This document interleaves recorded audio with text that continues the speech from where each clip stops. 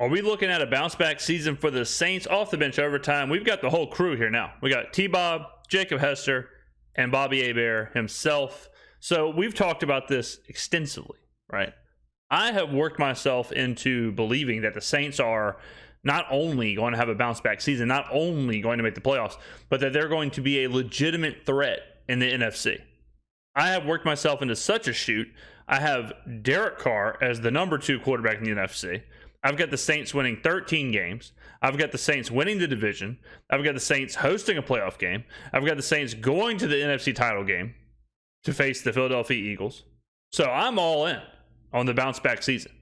So let's hear what the guys got to say, and we shall react as only I can do. I did want to ask you a Saints question here because you kept it real with us during the Jameis era last year. He did.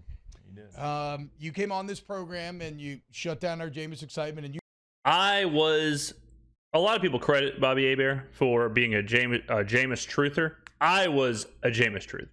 Everywhere I went, people asked me about Jameis. People asked me why I was down on Jameis, why I didn't believe in Jameis, why I didn't like Jameis. I went as far, I almost choked on my coffee there. I went as far as to say, but I'm fighting through it. I went as far as to say, I almost just drowned. Ladies and gentlemen, let me peek behind the curtain. I almost just drowned. I could feel hot, boiling, bubbling coffee going into my lungs. And instead of stopping this, instead of editing this, instead of doing whatever, I fought through it. Okay? Am I dry drowning right now? Possibly. What the hell was I talking about? Oh, Jameis. I went as far as to say on this channel that if Jameis had a good season, if we made the playoffs, if we did this, if we did that, I said I would cut my hand off live on stream. Luckily, as you can see, still two-handed. So I was always in the forefront of the Jameis truther bandwagon. You said that if you were an alien coming and looking at Saints practice, that you would think that Andy Dalton was the starter. And lo and behold, it turns out you, being someone who's played 15 years of professional football, turns out quarterback. Yeah, professional quarterback. Turns out you actually had pretty good insight. But this is what I always say, right? Like what T-Bob just said. He said, you got 15 years of playing professional quarterback, so that insight allowed you to get to that decision. What do I always say on this channel? I don't have 15 years of quarterbacking. I don't have all that. So why am I always right? I don't have notes. I don't have sources. I'm not at these practices. I'm not at the OTAs. I just see the things. That, ladies and gentlemen, is the big difference of this channel. And what you were watching. And so now apply the alien test to Derek Carr. Is he going to be capable of cutting off the NFC South? Yes. Yes. Well, we go to the Super Bowl. No. Okay, No, I'm going to keep it real. No, Derek Carr is truly a difference maker. Okay. Yes, Andy Dalton agreed. brings stability and winning. There's a reason why all of a sudden you look. Andy Dalton wasn't out of a job too long, right? No. Look, Carolina, they didn't know. Oh, bring Andy Dalton here. He brings a lot of stability. When the crap hits the fan, but he's not going to take you to that next level. Well, Derek Carr can take you to that next level. What I mean is, as a Saints fan, it's like going to the postseason. Yeah, I mean, like me and Bobby are seeing things the same, right? Andy Dalton last year was a guy who all he had to do was steer a rudderless ship, right? He had to steer a ship that was going nowhere, and it was like, hey, look, just get this ship home. I don't care how fast it takes us. I don't care how far we go. As long as we get home, just don't sink the ship. And Andy Dalton did that. Andy Dalton, with minimal play calling abilities from Pete Carmichael, from a complete roster, injuries, and who the hell knows who's playing where at any given time, all that stuff, Andy Dalton still piloted the Saints to a pretty efficient season, all things considered. We weren't a 2-win team. We weren't a 3-win team. We were in games. I talk about this all the time, but we barely lost to Cincinnati. We barely lost to Minnesota. Those teams alone are two really, really good teams. So we were competitive. We were, we weren't obviously a good team, but Andy Dalton stepped in at a situation where he's far past his prime and kept things chill. That's all he was supposed to do. But like Bobby said, he certainly is not the guy to elevate the Saints to make a real shot at the NFC, to make a real playoff run. He can't do that. That's not where he's at in his career. Derek Carr can do that. Derek Carr still may have another gear. Derek Carr has shown in the past that he can play at that MVP level. If Derek Carr has a Pro Bowl above average, if he has a great season, he can absolutely lead the Saints to an NFC South title, to a run in the playoffs, and make some noise. Worst quarterbacks than Derek Carr have won Super Bowls. Worst quarterbacks than Derek Carr have made it to Super Bowls. Can Derek Carr catch lightning in a bottle? Absolutely. Or will this fresh start be exactly what Derek Carr needs to ascend to that next part of his career? Are we so sure that Derek Carr can't be a top quarterback for a long period of time? I'm not ready to write him off. I'm not ready to say Derek Carr cannot be that guy. I think Derek Carr's ceiling is higher than Kirk Cousins' ceiling.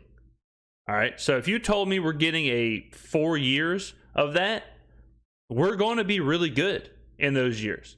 Derek Carr is not my concern. My concern is Dennis Allen and Pete Carmichael. But I love what Derek Carr brings to the Saints. 3 straight seasons not going to the playoffs and getting to double-digit wins. So it's a difference.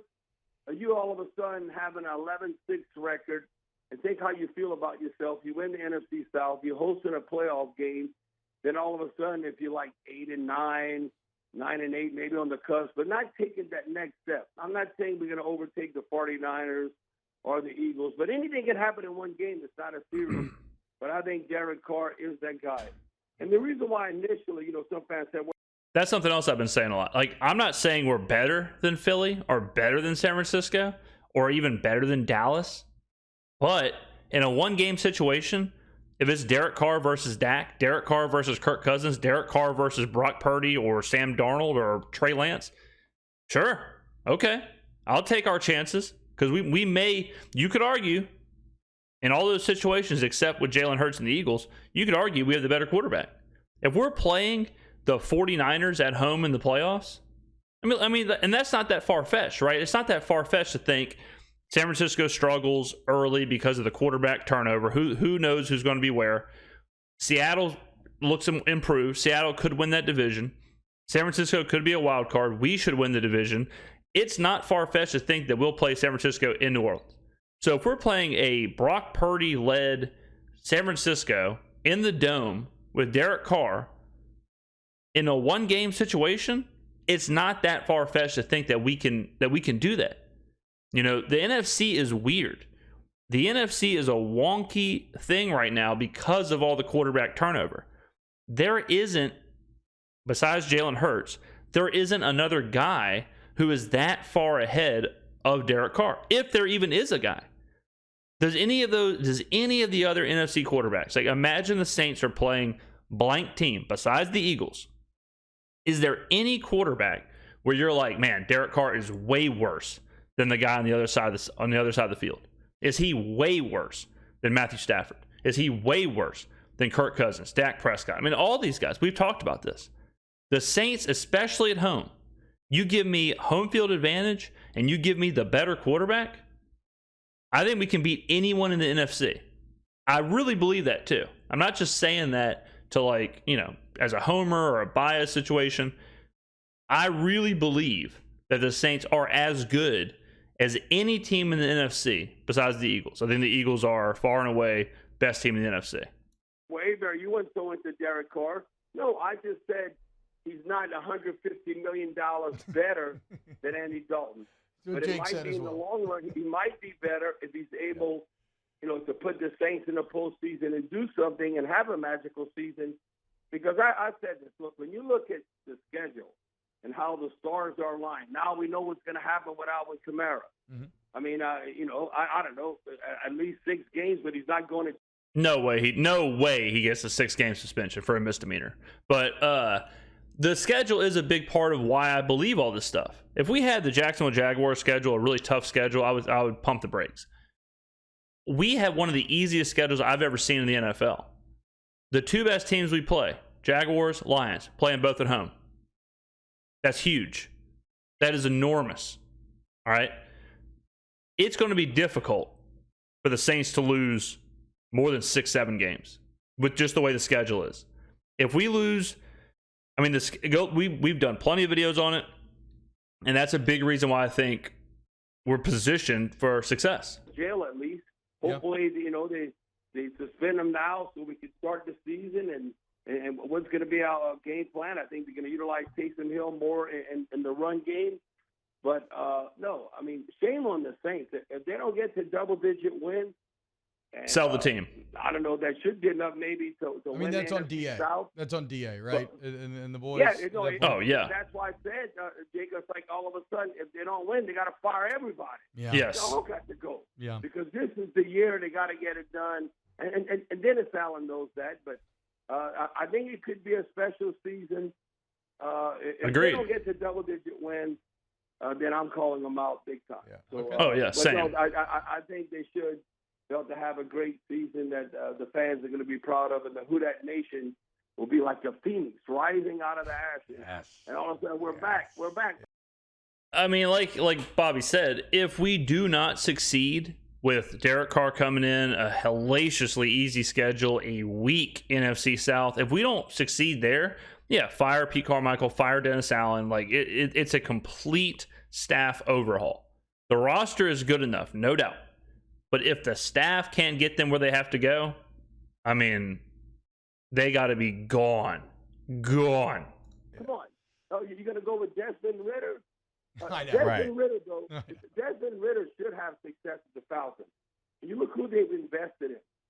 They got a top receiver, potentially, from USC. They got the tight end, the top tight end, and then the running back from Texas with Bijan. I mean, so he got that those weapons around him. True. So if he's worth his salt, I don't care how young he is, that he should be able to have success with those guys around him.